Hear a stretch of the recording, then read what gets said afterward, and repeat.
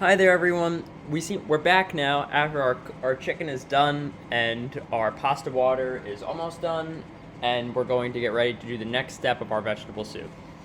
So before we do anything, we have to check on our chicken.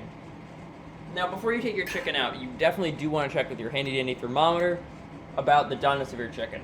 As I mentioned last video, we saw that we needed to make chicken to 165 degrees Fahrenheit. And you really want to make sure you test all parts of the meat. And the reason that testing all parts of the meat is really important is because while the meat might be done in one part, it might not be done in another part. And you definitely want to check to make sure your meat is done in all parts to make sure that you don't have any raw meat. Let's check all of our chicken. 183, that's done. I turned the heat off on this chicken, so we have some time to check. This piece is good. Around the 170s. This piece is definitely done. This is a little over 165. I know some people prefer their chicken directly at 165, and you can definitely do that. This is 206, that's done.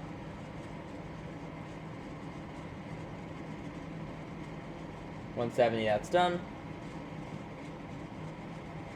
179, that's done.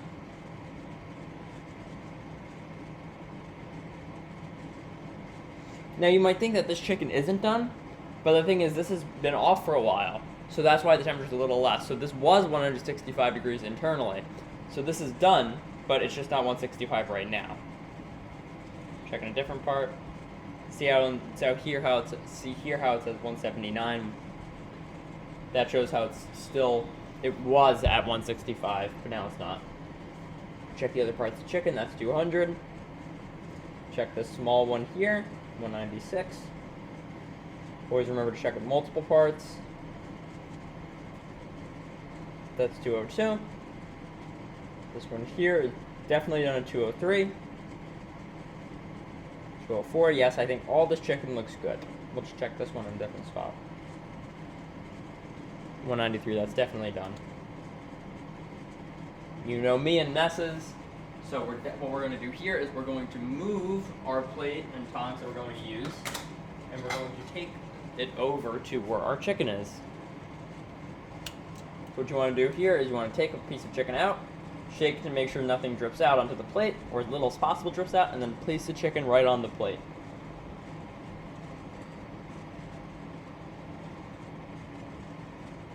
Now this chicken is a little bland as is. You can either eat it now as it is cooked if you want to eat it like this, or you can place it into a salad or another dish that involves cooked chicken.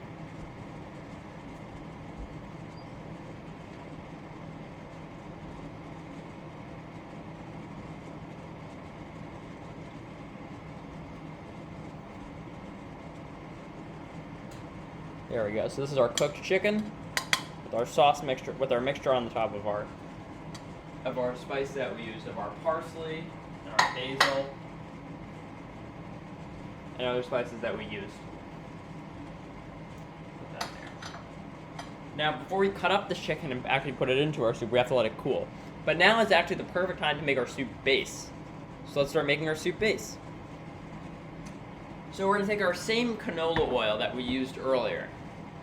And we're going to take about 3/4 to a little more than 3/4 of a cup, but not a full cup. So you don't want to put a full cup in, but you want to put almost a full cup in.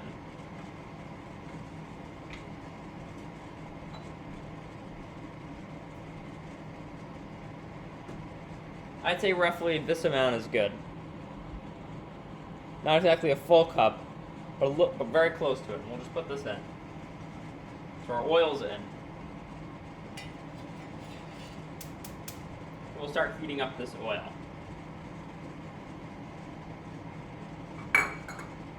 And while we're heating up this oil, this is actually the perfect time to start chopping